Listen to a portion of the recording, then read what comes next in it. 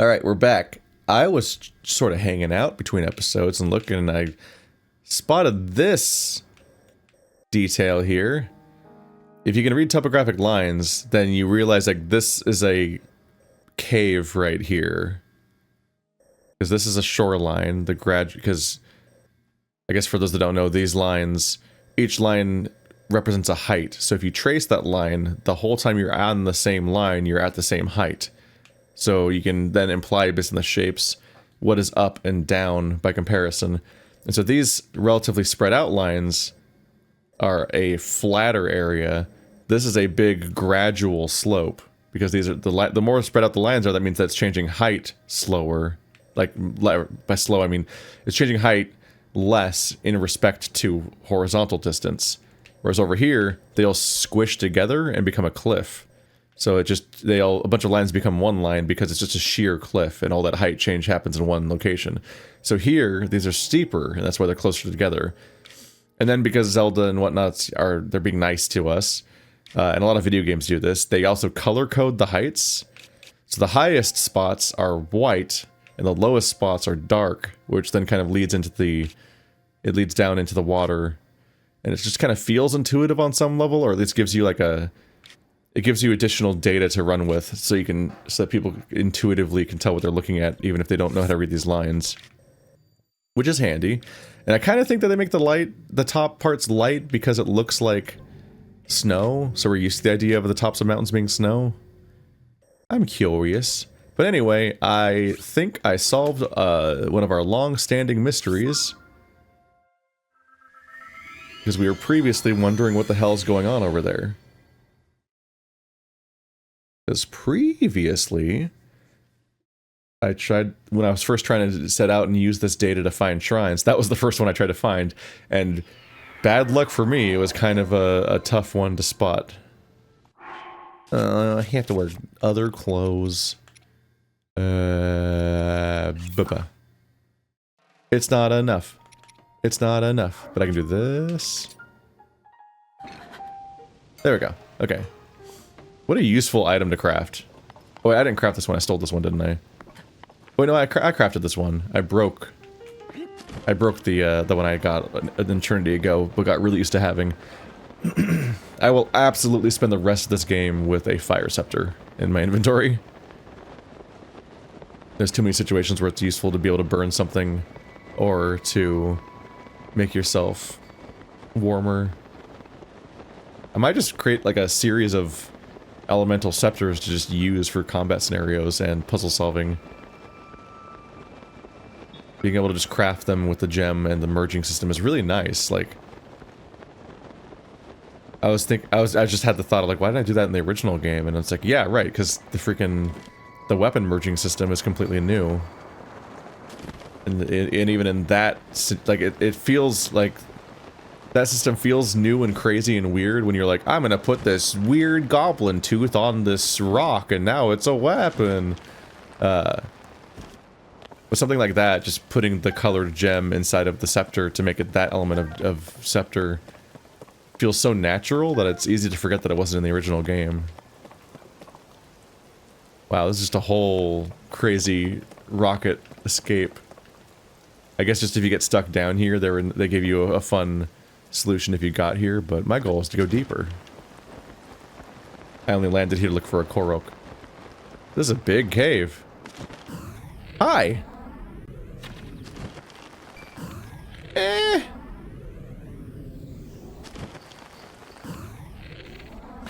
we go. I'm like, I want my $20, please. Ooh, 80. Oh, geez. And a bit more.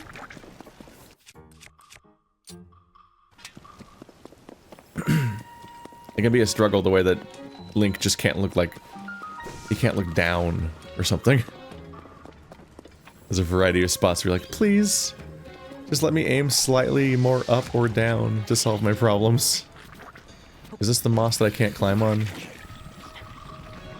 Yep. Oh, this sucks. Oh, this stuff sucks. This stuff sucks. Wait. Overhang.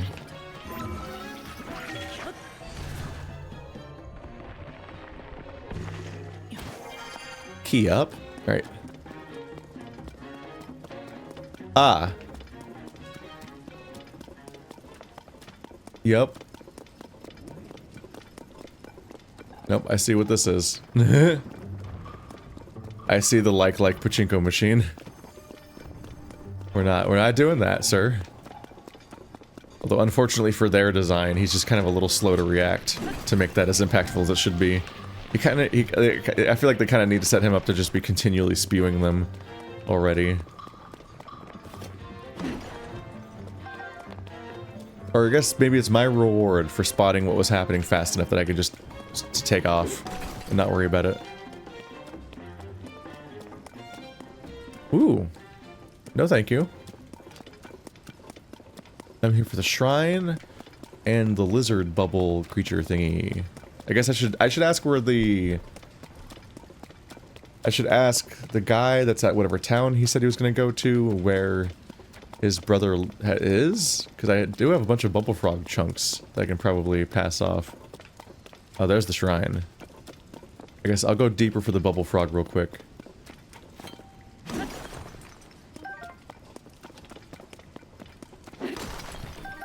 Because if I go up here and then find the bubble frog, I can then also probably just sort of like jump down and glide to the shrine more easily.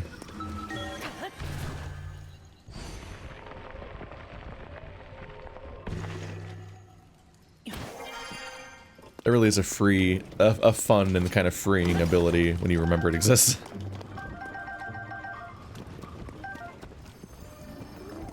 I value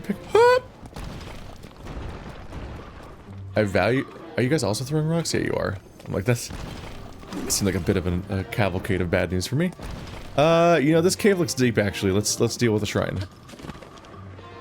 This cave looks like one I won't want to come back out of when I finish.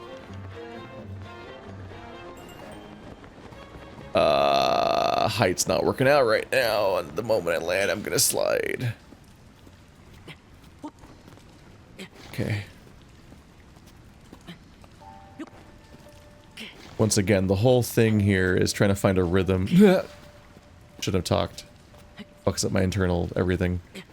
I thought I made it. No. I'm gonna drown.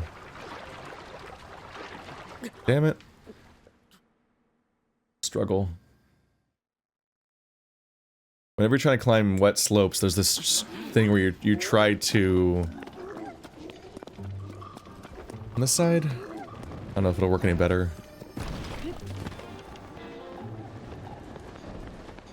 You try to find the rhythm of when you're about to slip and then jump up. Because then the jump up, which causes a slip anyway, functionally, like, practically, like, undoes the negatives of the slip. Ah!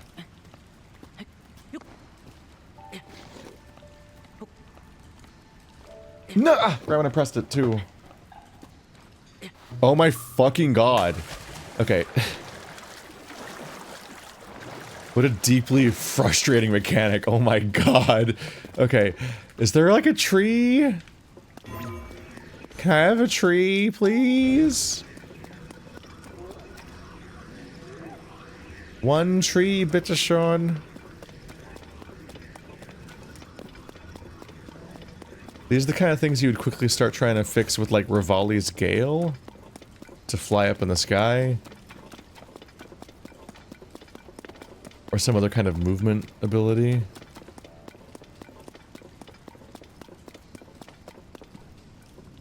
Ah, the mossiness is so frustrating!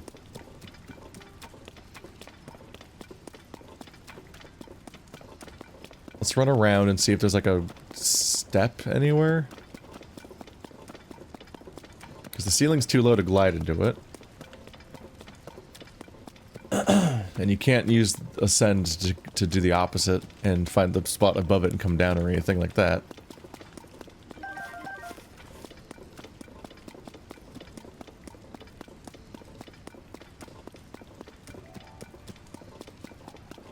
Yeah, this is all looking a wee bit poopy.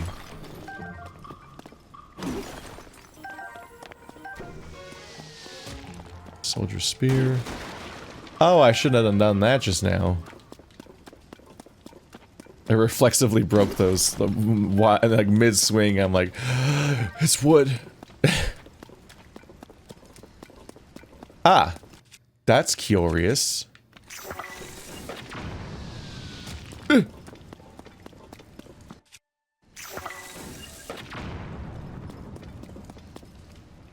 Hello. I'm saved. That's a good find.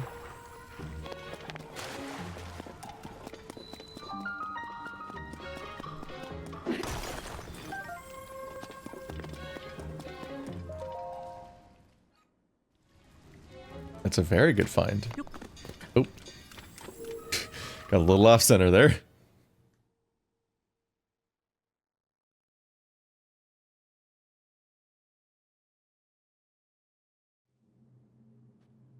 Is this a blessing again? I mean, I can't talk shit this time because it took me a while to find this one. I can't exactly be like, what do you mean it's just a rose blessing? It's easy. It's like I literally gave up looking for this one. Until I realized 10 hours later. Although it was a developing situation where for a while there I was looking at how the entire surrounding area had no apparent caves when I looked around, just expecting to find a cave. And then I saw that that cove there, and I think I probably pointed it out. I figured like either that waterfall on the bottom left, that lake over there, like that might have a cave, or the cove up north was gonna have a cave. But there had to be some kind of way, because it was almost certainly underground once we had more data that it did indeed need to exist.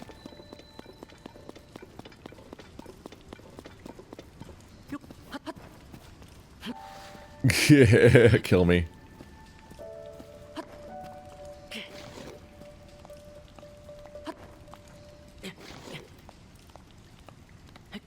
Look at how little progress you make. Actually infuriating. Okay. No! Go this way. Okay.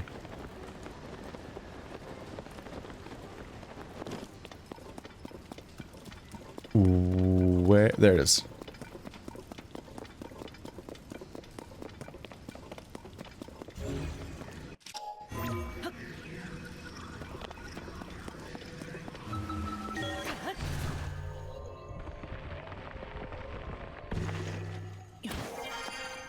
Here we go. Okay, no. No.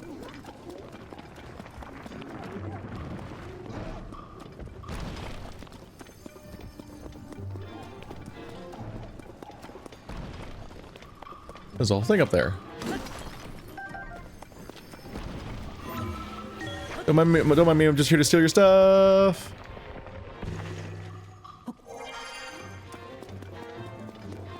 Mine.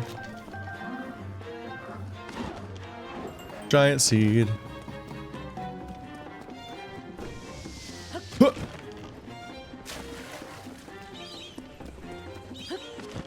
These are the kind of more playful caves where you feel more, it feels more worthwhile to find them because there's just kind of like a lot going on.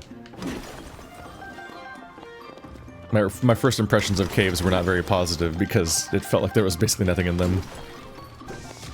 Just felt like a hole in the ground that had a few repeating ores and maybe one of the repeating boss fights from the overworld.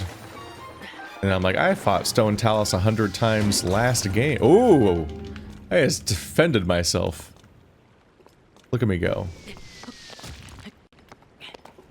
I grow concerned. Uh-oh. We're back in this area from before. So this connects to that all the way around. So we can get rid of you. Get rid of you.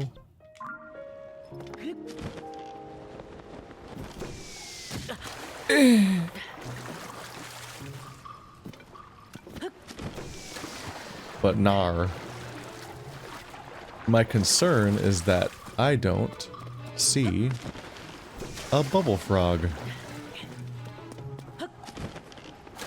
Which Which means I missed a bubble frog, I think. I think there's always... You're very large. Hi, bye, bye, bye. Ugh. Oh, hi. I'll steal more. Ooh, a chest. Pick up the thing. Ow.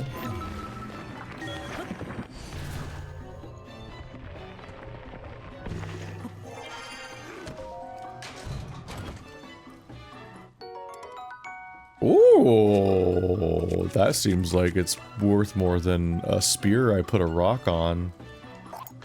TBH. Grab it, damn it. There we go. I want the big ones. The big ones are special.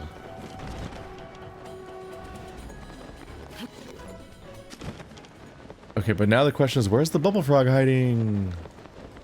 It's admittedly a very large cave, so... It's kind of musty and misty in here. It's easy to lose where they even could be. Ow. It's kind of wild to me that this stuff already respawned. I did not die.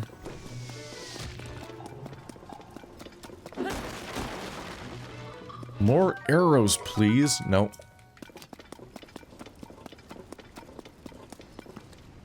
There was like a flatness to this one spot that made me think something was here.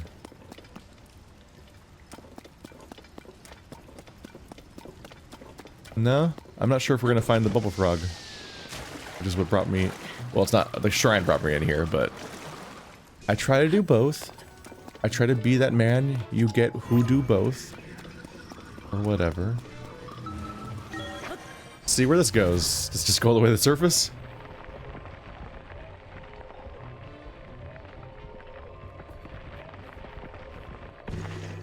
Yes. Odd spot to come out. I'll have to accept this about myself. Okay.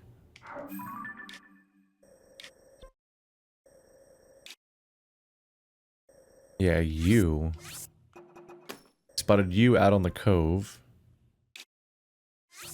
See what we can do with that. That was my adventure last episode as I went out around to that dark area and found that spot. And I do want to get on those islands for a few reasons. One, it's what, Tingle Island? So there's probably a Tingle there? Or I forget. I actually don't remember if Tingles were in Breath of the Wild specifically. So I don't remember if I expect Tingles to be on Tingle Island, actually. Is that a guy who needs to see his friend? I'm actually not sure what I'm looking at here. No, yeah, it's one of them. There's a oh, we're gonna have fun today. Are we gonna go on a flight? Well, I guess we're both going to the same place, aren't we?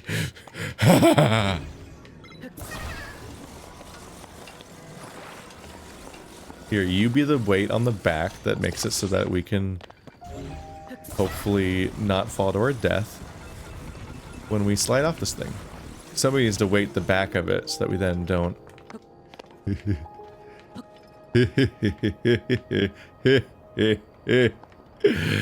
Oh, bad ideas abound. Okay.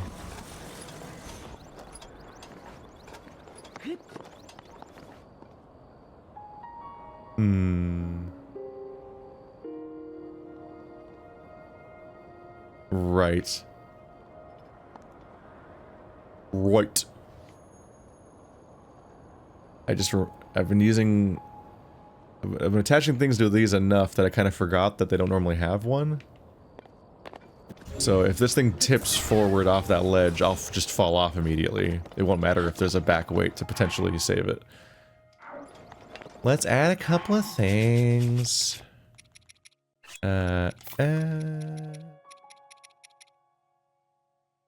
What's that again? Homing cart. Automatically heads for monsters. Okay. There you are. I need more of both of these. It's kind of a struggle that inevitably comes with this whole, like, gachapon delivery system thing, is just that, like, there definitely do be things what you need more of, on average, in this game. There are definitely just... Oh, is attached to the Korok? That's probably not good. Like, there are definitely... Oh, god damn it. There are definitely things you need all the time, like the one...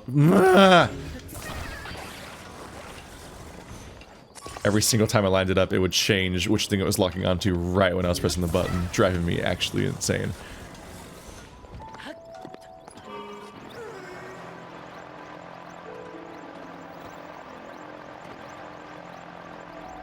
Help! Okay, we're kind of going. Yeah! We're going! Okay. Yeah, like, the one that lets you steer is kind of... Oh, that's one of those things. The one that lets you steer is really helpful. Fans are just kind of like a universally helpful thing, because they're just the thing what makes a thing move, and moving is important. So, like, the fact that getting these devices is you put charges inside of a gacha device, and then hope the right one comes out, and you might get a lot of junk that you don't use nearly as often. Is kind of rough. I wonder if there's, like, the super gacha, like, one that specifically has, like, the 4 most useful objects, so it's just, like, the best one. Maybe I need to scan through all them and see if there's one that I'm, like, sleeping on that's actually, like, loaded with all the best ones, and so that there's no misses, and you don't get crap drops. You're here! Yep. I did it.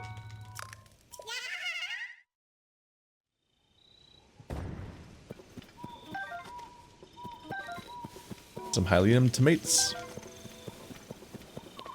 Alright, so that one was pretty chill, although it did kind of require me to invest.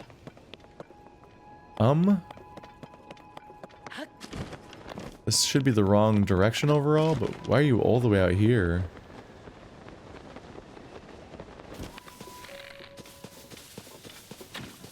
Where's this one even going? Whoop, just disappeared right here. Oh. There's a hole over here.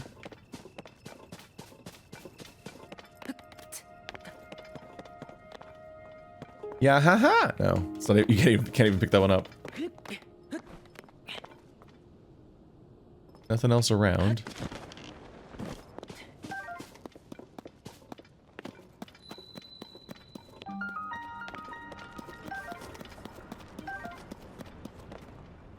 Oh, Korok fronds.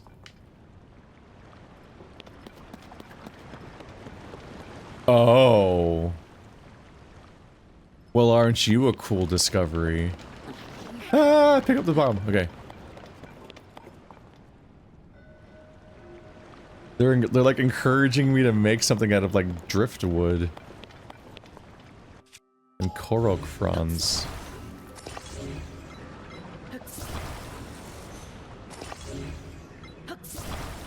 They want me to have like the castaway experience.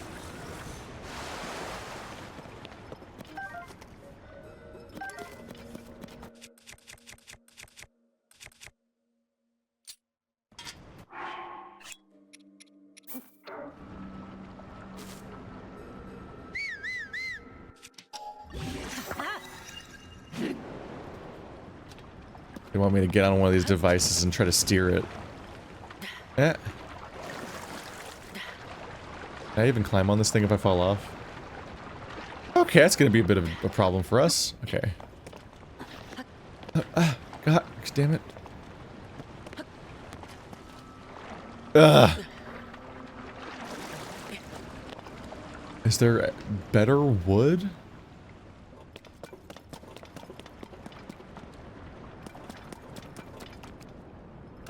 We came right through like a little cave.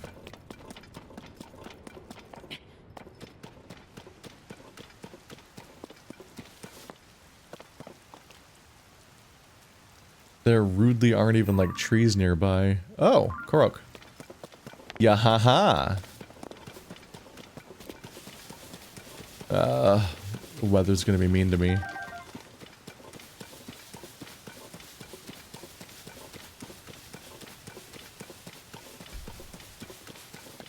Hi, what if we didn't?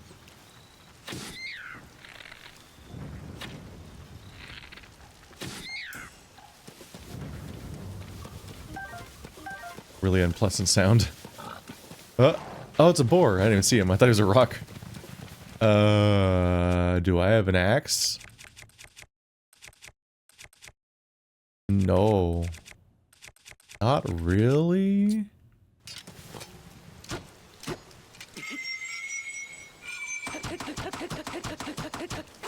Wow, that goes. I think I mostly just destroyed my durability, though.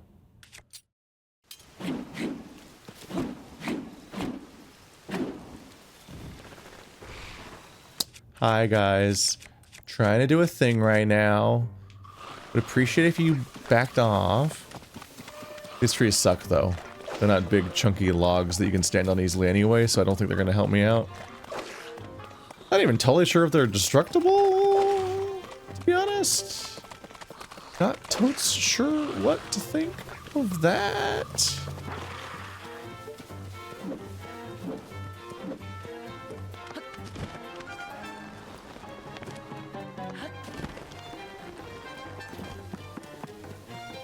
I think we're just gonna have to make do with the bad barrels.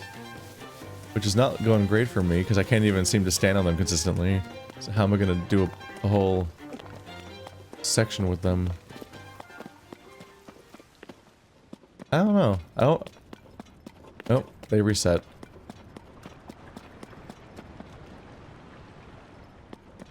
I'm like maybe kind of disappointed by this level, because I'm like, oh, okay, the water rises and falls in this coral leaves. They want you to creatively... No, I don't know about creatively, but they want you to see, they correlate this information and be like, okay, I gotta cross this environment using these flotation objects and blow, and then time it with the rising and falling of the water.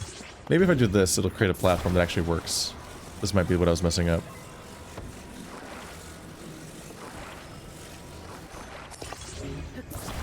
Definitely be a worst case scenario if someone just started trying to swim this. And worse if they like succeeded. It's clearly meant to be like a thing. Oh my god, man. The barrels are so frustrating. They just don't contain the same like logic in the game as other objects that you would use for water. Like you don't, like your character won't climb them. That sucks. So you can't climb out of the water to get on it? So like just the act of trying to get on this to start this level is becoming a whole problem for me. Oh my god! He slips right off. This... Okay, that was really suspicious. I don't think this works. This is feeling really impossible. Okay. Maybe? I'll give it a go.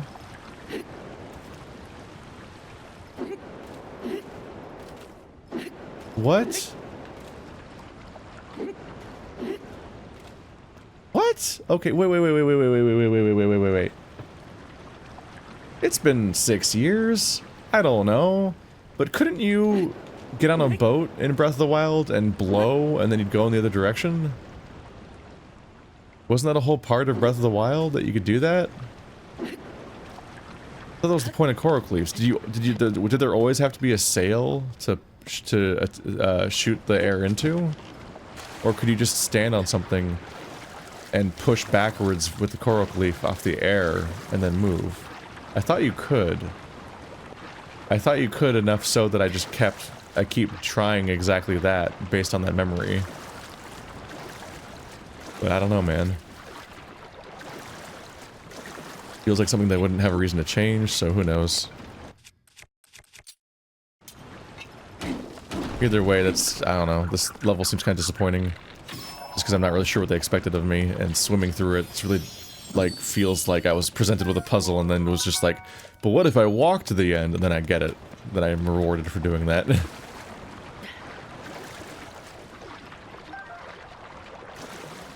Oh well. I don't know of any in-game system that would allow you to create a sail. Maybe you can stick a Korok frond on the end of a stick on the platform, and then then blow air into the Korok frond and it acts as a sail. That'd be kind of interesting, but with what they've given me so little platform that I don't think I can stand on it and really accomplish anything with it. So I kind of feel like they're just, I don't know.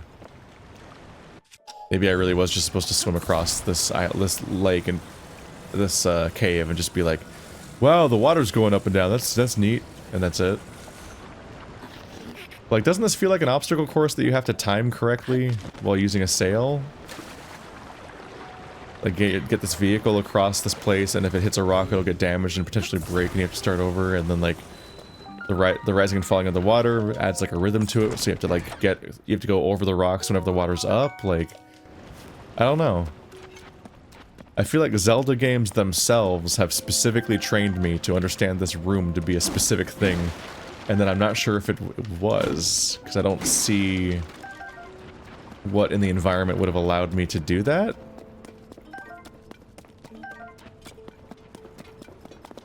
I don't know, so I just end up with this feeling of, like, being unsure whether to think, is that it? Or did I miss it? Did I miss the thing in this room?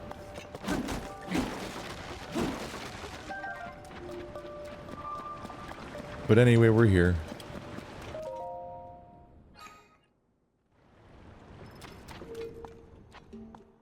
I went and did the thing now.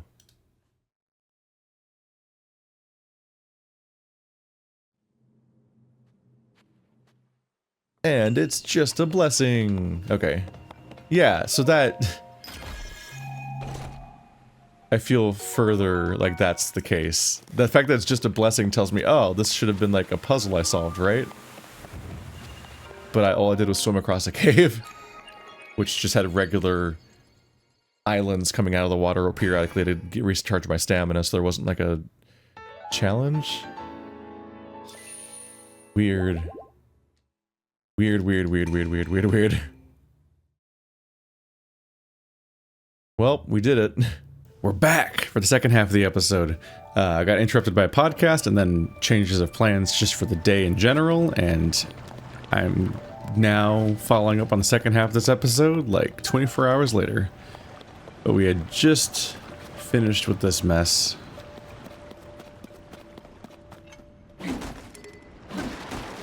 More arrows, please. Oop. No! Oh, it broke and did not break the hand. Okay. Well. I guess that's fine. It's so strange that they gave me... That's what I was here for. Oh yeah. I was originally here for that. It's funny. I was flying across here and we had our waypoint on the map because of underground that pointed at that being here. And so I figured to be around here, so I intentionally got off topic to go over there. Because my goal... Okay, I should be able to go up like this, right? I found the right spot. My goal was intentionally to avoid my objective, which was the actual shrine, in order to try to check out other stuff first. And then the other stuff turned out to secretly be the shrine all along! Haha, they caught me! There we go. But now let's go back up there. Because if nothing else... Probably some Koroks around. Oh yeah, there's one on top. Bleh. Where am I? I believe there was a beam we saw near the cave entrance that had a Korok flower on top of it. Oh, there's a sign. I don't know where I am right now. Where am I? Okay, so back that way. Let's deal with the sign real quick. There's a sign here. There's a Korok back there. Is there a skateboard down there? What's going on there? Those are the building materials, I guess. That's an awkward shaped sign.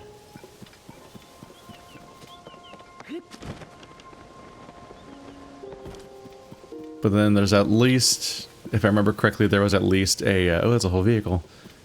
There was a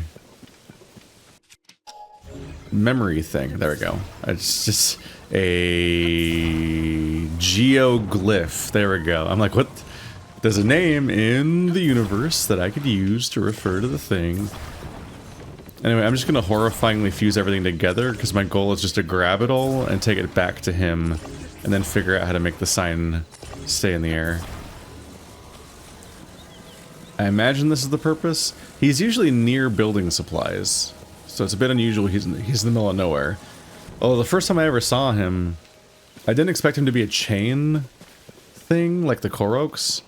Because the first time I saw him, he was right next to those things you stab into the ground in order to make stuff not move. So I thought he was just a tutorial for that. I was pretty surprised when he then became a reoccurring thing that's completely separate from that mechanic. Which isn't to say he wasn't a tutorial for that, but he's also got other uses. He's versatile. He's a verse. Don't read into that.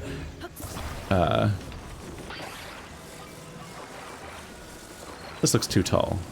It do be too tall. How did I know? Well, maybe I can make that work.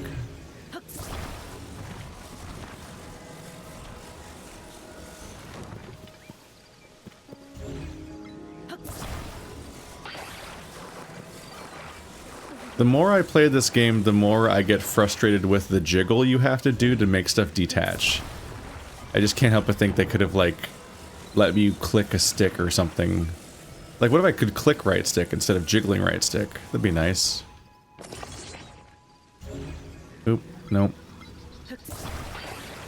Because the more I have to jiggle it, the more my finger just gets, like, a little bit more tired of it. And it's slower at it. And just, like, progressively less effective at doing it right away. And so I just sit there and jiggle it for a while because it just doesn't seem to pay it to work for a while.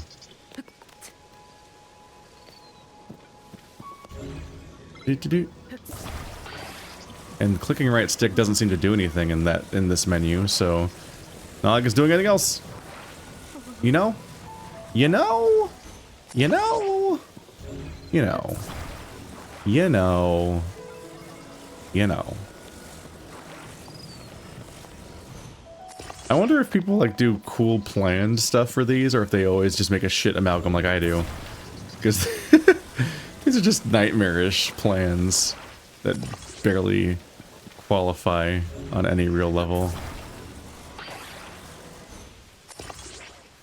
Alright, cool, put it down. I mean, it's probably fine. It's probably good. I really do just jam a bunch of things together and then hope it's enough. Try letting go. What? Are you gonna support him? Yeah. Honestly, this is the most confident I've basically ever been. Look how packed in there this thing is. I don't know how it's gonna go anywhere. How's the president standing? Because you had me on your side. The local hero, that dresses like this on purpose. Look at me go. I'm beautiful.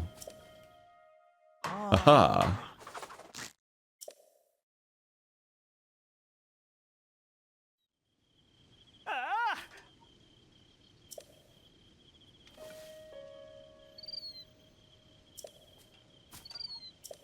Give me all the stuff. Roops.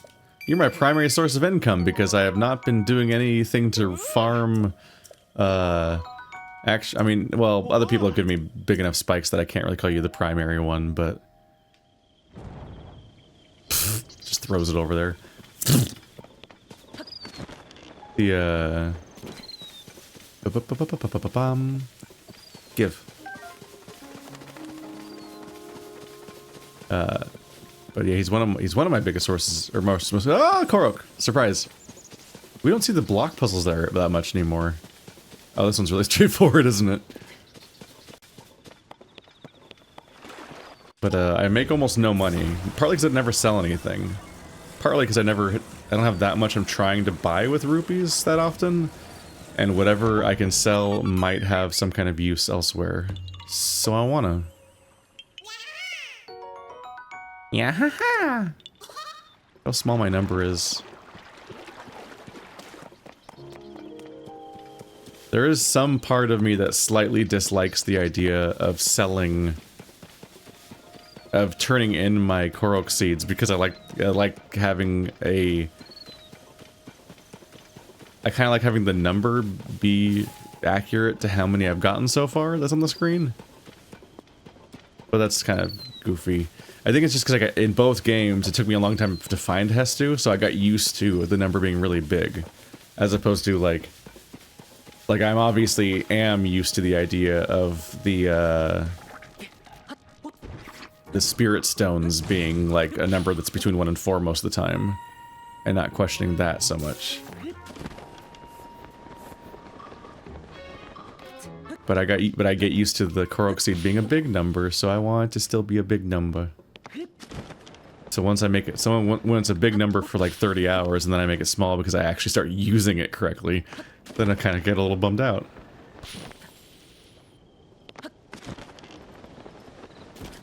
These are right next to each other. I was coming back for this one when I found the other one. Yeah, haha.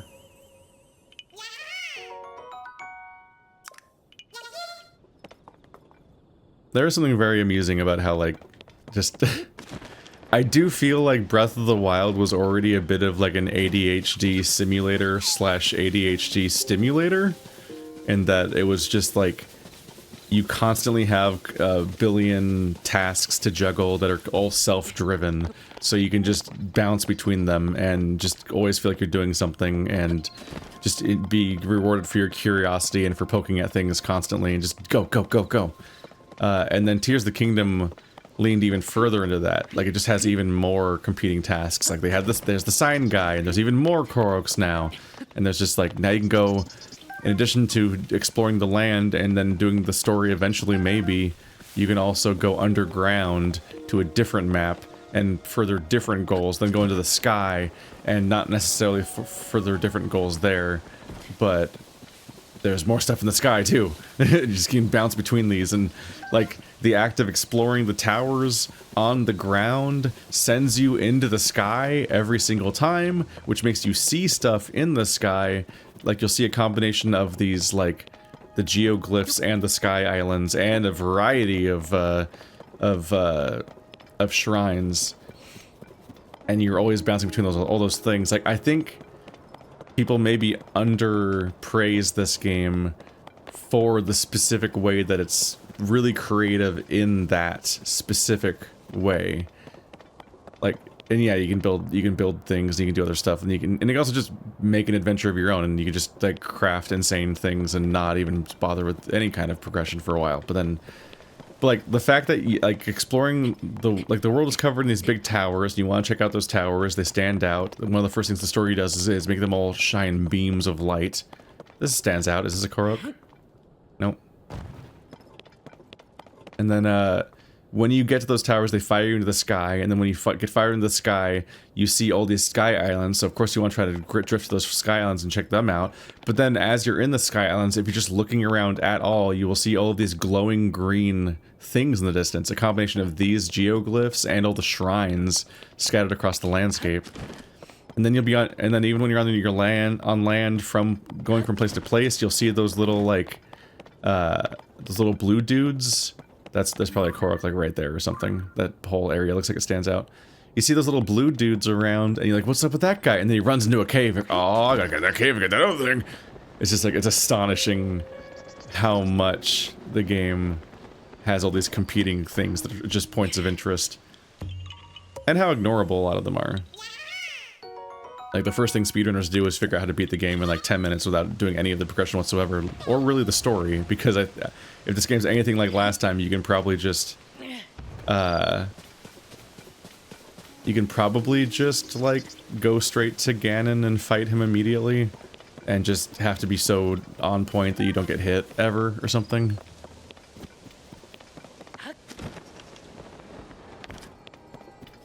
And so I got mixed feelings on some elements of it, because it's really hard to discuss on certain levels, because on some level, like, hello, there it is.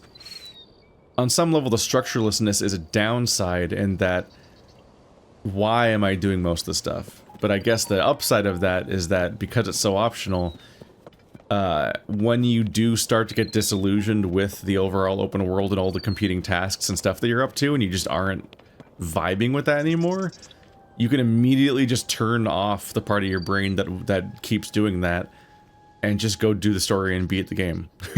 Like, you can immediately stop engaging with the open world whenever you want to, or you can take it in bursts and go back and forth ever as much as you want.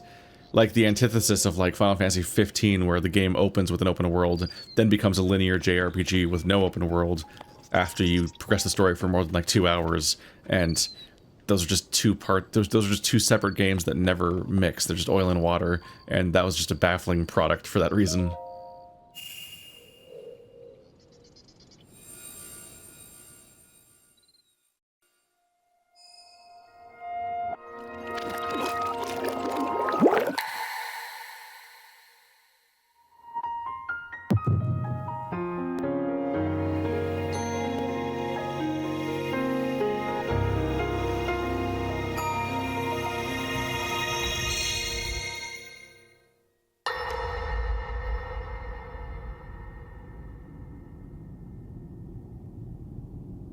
King Rauru, we just received word that the lost free village in the Gerudo Desert has fallen. At this rate, the Demon King's army will overwhelm us. I understand. Our only hope is for me to defeat the Demon King. Rauru, the Demon King.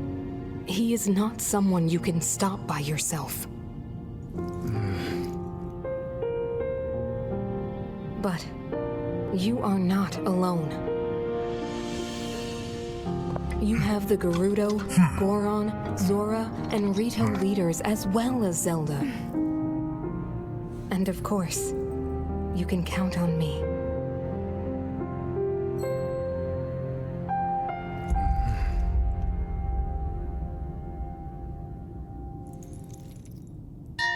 There's something I'd like to show you all.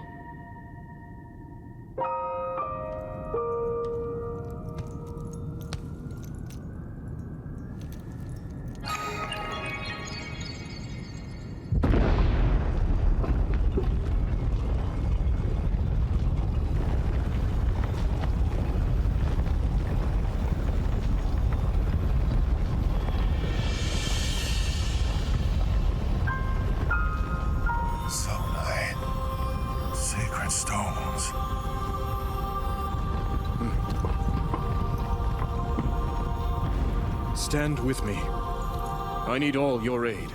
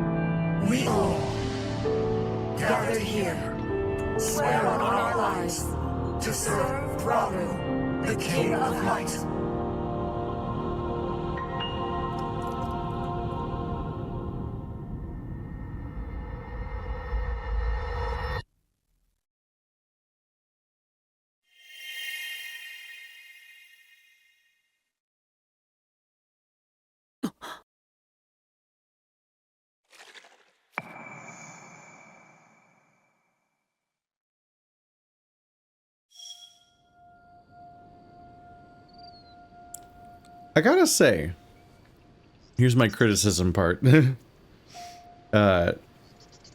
Story kind of I kind of don't care. I kind of just really don't care. Like, Rauru's character design's neat, and they made Ganondorf hot and whatnot, but like, I'm intrigued a bit by the whole part where it's like, ooh, Zelda's in the past, isn't that weird? Even though they've done it multiple times now in the series, so it's not even really new ground narratively for that. But every time a cutscene happens, I honestly start getting really bored immediately. Part of it's that they're so sleepy and slow, and the characters are so under-expressive. They talk so slowly and so boringly, and they're stilted in that they seem to be forcing themselves to lip sync with the Japanese mouth movements. So they're not the most exciting voice actors to begin with. And this is the thing that the last game shared too, was that just like the voice acting was really, it was just kind of sleepy in the last game too. And it goes beyond the idea of like, I think people criticize Zelda's voice actor, but I'm like, I think it's just all of it. I don't think any of the voice acting is particularly well done. And that's like, I don't have any problem with the idea of Zelda being a voice acted series, really. But I think that just something about whatever studio they're going with or whatever's going on there, it's just not doing it for me for the most part. That guy's probably gonna be fine, right? Oh, whoa, shit, it's one of these. I thought it was a gun. I thought it was a shoot one. I thought it was, am I gonna go? Okay. Yeah, haha. Yeah, haha.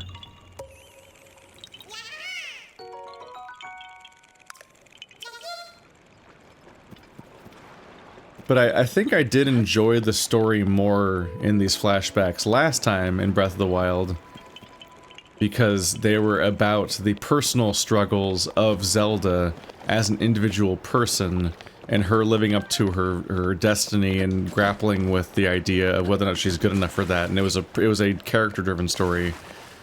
Whereas so far, these are like seemingly plot-driven stories in that you flash back to the past, and so far it's just like, here's Zelda and or Rauru doing something that's just kind of like setting up the skeleton of a Zelda game. Like, there are sages or relics of some kind, and X number of powers or guardian beasts. Like, every Zelda always has... Every Zelda game, I have to say is a game, because otherwise you think I'm talking about the person. They always have a story about, like, is X number of shrines or powers, or of course the Triforce, or those, like, other gems you get in the same games as the Triforce, or the Guardians, or the Sages, or the Oracles, or whatever. And that's the least interesting thing. They're almost always basically not even characters. And having cutscenes dedicated just to showing me that there is, like, there's a bunch of dudes. Whoa, one of them's the person for that area, and one of them's the person for that area. One of them's the person for that area. One of them's the person for that area. Okay. Yeah, I've played a Zelda game before. Like, so like watching a sleepy multi-minute long cutscene just setting up like, oh, this is just Guardians or whatever. I'm immediately like checking out. I don't give a shit. Like, if I meet the Guardian or Sage or whoever they are, and they have a compelling interpersonal story about their own stuff that's going on, then I clue into that. But everything up until then is basically just like, okay, when does the part I care about start? And so these, and like the fact that the flashbacks are so slowly paced is just kind of, I'm gonna pull my hair out. Even the one where she wakes up, even the relatively short, there was like the combat one, I guess, but the one that, even the one where she wakes up on a meadow and Rauru is just also there in that meadow for some reason in the middle of nowhere, and find her. That straightforward short scene of just being like, you're in the past, whoa, that's funny, I'm actually the person who created Hyrule. Even that scene is so bizarrely badly paced, like that it's tedious to watch. And it's not, and it should be just a straightforward scene, and even should be revelatory, like, oh my god, she's in the past? And that's just not the vibe I get from it. Yeah. You're a wanderer too? I hear a lot of my travels. Is there some mystery I can help you get to the bottom of? Say, are you aware of the mystery of the geoglyphs that have sprung over? Yes. Much progress. There's a geoglyph in the area, but I walked these cells, I haven't found it. Okay, yeah, I already know where it is. I already did it. Bye. Is what I was talking about. I was stalling before talking to you because I was talking about it. Goodbye. Did I get rid of the other one? Yep. Do-do-do-do.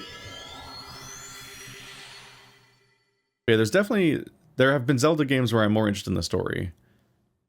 Like, there were chunks of Wind Waker that were neat, like your sad little grandma that you're leaving behind, and you're gonna go adventure with the pirate, and like that was a pretty cool Ganondorf.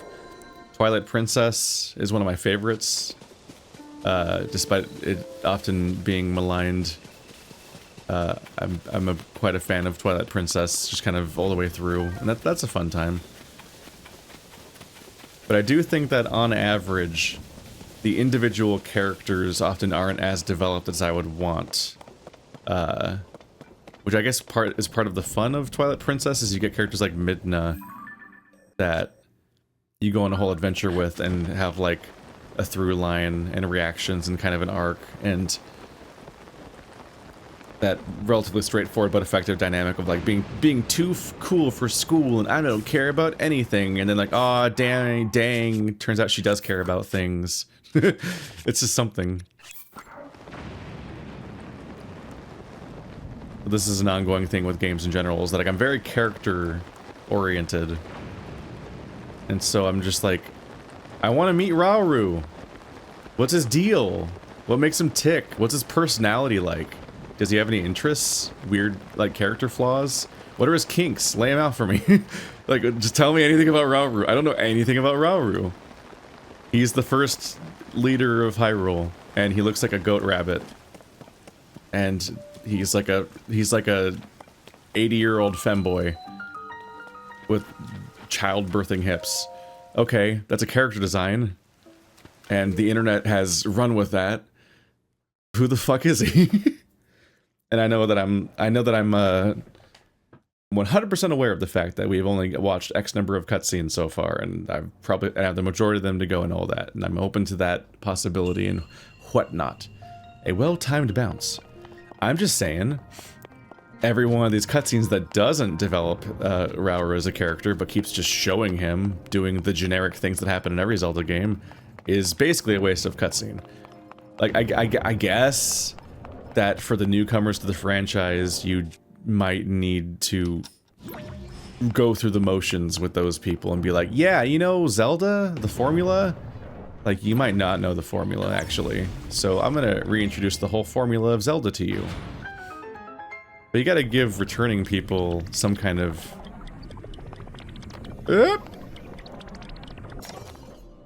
Just that you gotta give returning people something to chew on, too, that isn't just like, hey... So there's like 4 sages again. That's exciting. And I'm like, okay. Whoop, there it goes. I did the thing.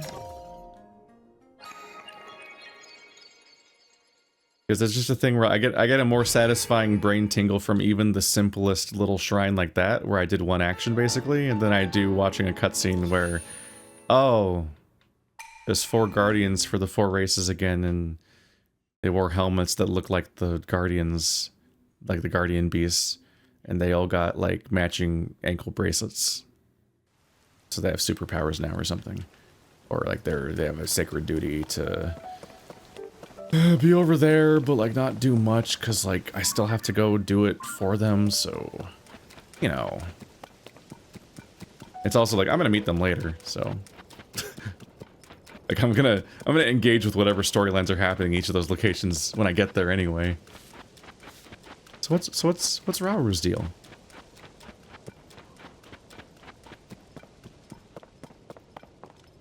Is this a... Okay. Okay! That's a bit high. Oh, there's no wind on that side. And I'm a little bummed out that even if they do a cutscene that tries to develop Rauru as a character, I get the feeling that that based on the voice acting of the rest of the game so far, including his, that it's gonna be a bit sleepy.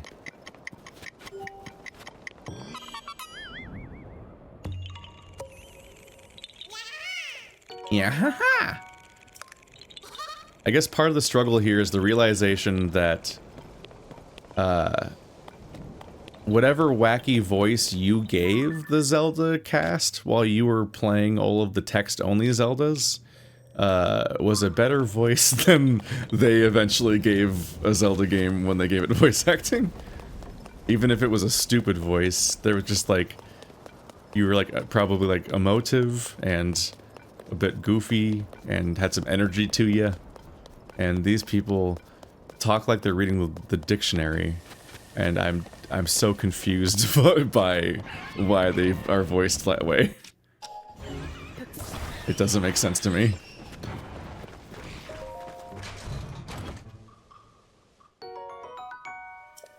It feels like they're being so self-reverent that they like, oh yes, this is the kingdom of Ra, and the 17 disciples once fell upon the... Like, these characters half the time seem to talk with the cadence of, like, an intro cinematic that sets the lore up.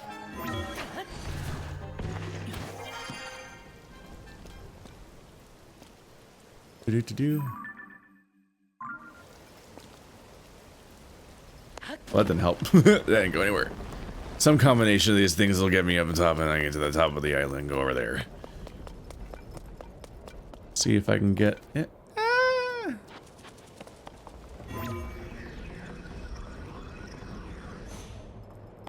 But yeah, I'm just judging the story on whatever amount of it I've seen, which I am experiencing in a random order. And, I don't know, they decided that that's the way to tell the story.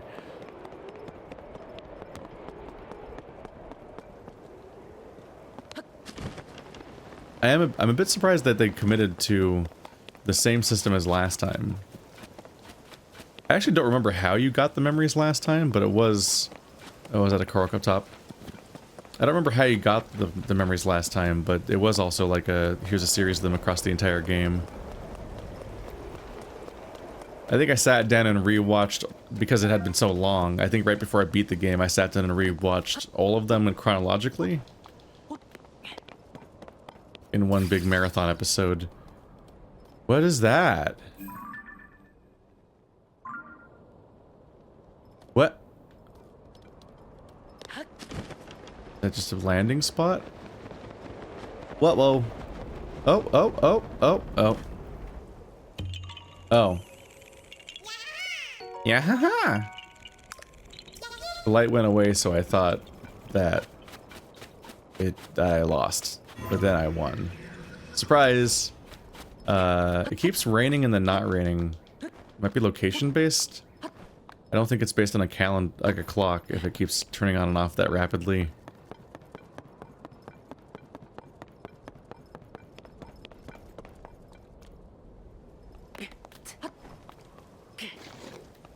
Oh, yep, we're in the rain again. Yep. There we go. No! No skeleton warriors, da-da-da-da-da. Now it's raining and mossy. Ah! Rude! Stop! Leave me alone! I didn't do anything to you.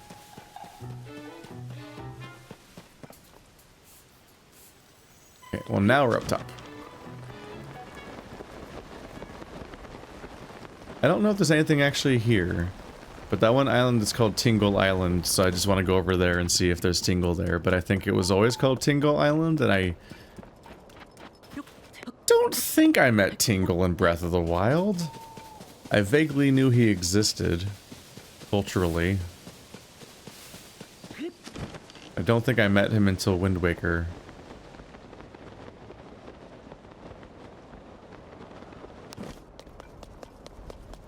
There's a shrine. I think that's the one in the middle of the spiral. That's on my map.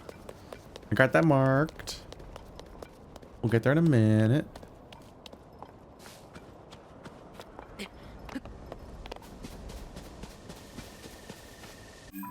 I'm also... One, I would like to have a shrine, but going by this part of the map, it seems there won't be shrines here. Because it'd be nice to have a shrine to teleport to these islands with. But then it would also be like helpful, like part of my goal is to see if I can spot what the trick is here, if there even is one. It might just be some islands that are just here to look cool on the coastline and give you some Koroks. So it's actually, honestly, it's a little shocking that this string of islands doesn't have a single shrine on it, just because it's kind of a landmark. But, considering that this stuff is on the map down there, I just kind of inherently figure that there must be some way to get down there. So I guess what I was expecting when I got here is I thought I would see a hole. I thought I would see one of those red void hole things that would take you to the island arc down there. Maybe there's just some other way to get there. Oi! Rude. Or maybe it'll be a plot thing. Oh.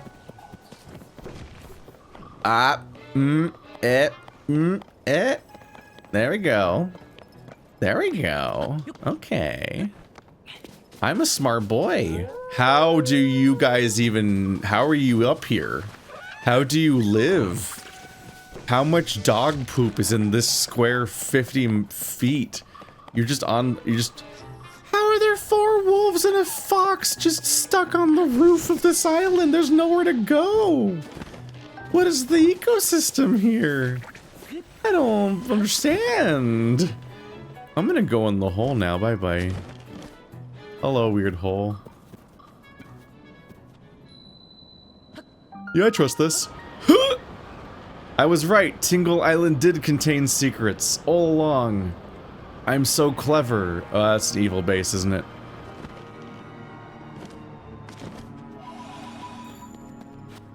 Now we're down here. You gotta love it when a plan comes together. Wow, the topography has to be weird here, right? Oh yeah. Yeah, it's gonna be a weird episode.